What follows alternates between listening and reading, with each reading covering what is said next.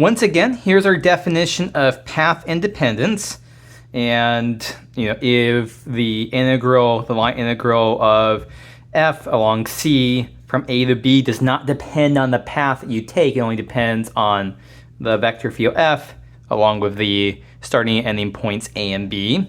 And in that case, we say that the field f is conservative. We also have the definition as before, potential function. If f is the gradient of some function of a couple of variables, then the vector field f has this potential function, little f here.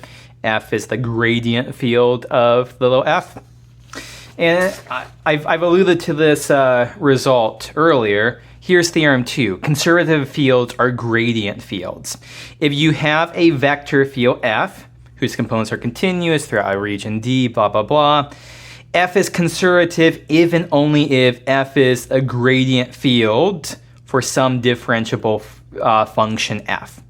So in some sense, what this theorem is saying here is that this and this are essentially the same thing. I mean, we have to be precise. F is conservative exactly when f has a potential function. So most vector fields are not conservative. Most vector fields do not have potential functions, but special ones. The special ones are conservative. Special vector fields, so they are conservative. They have a potential function. The proof for this is okay. It's definitely, it's a medium length proof. It's not like a one-page proof like for example the proof of the fundamental theorem for line integrals.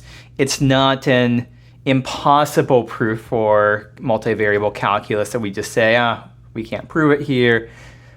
I'm not going to prove it in these videos. You can take a look in the textbook for a proof of this theorem.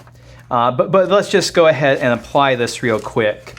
So take a look here. Compute the work done by our vector field f is yz. Sorry, that got a little bit messy there. That's y times z times I hat plus xz times j hat plus xy times k hat, moving an object along any curve C from the point -139 to the point 16, -4. And so the point here, any curve, that's suggestive that we're going to use path independence here. How are we going to use path independence? Well, that would mean f is conservative, and by theorem 2 here, that means that it's the gradient field for some function of 3 variables.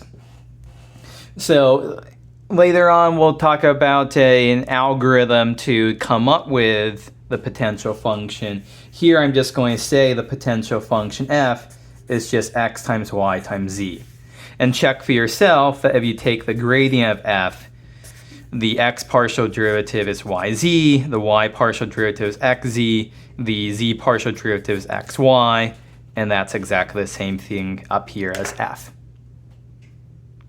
Okay, so great. We know then that this shows that f has a potential function. Big F is a gradient field. So theorem 2 says that it's conservative. This definition back here says then we have path independence here. And so then we just have to go to the fundamental theorem of line integrals here and say the integral of f dot dr is just little f of b minus little f of a. So integral along C of f dot dr is equal to little f of b, 16, -4, minus little f of a, -139. And so all you have to do then is just, let's see here, f of 16, -4, plug it in here, is going to be 1 times 6 times -4 minus -1 times 3 times 9. So that's -24 plus 27 is 3.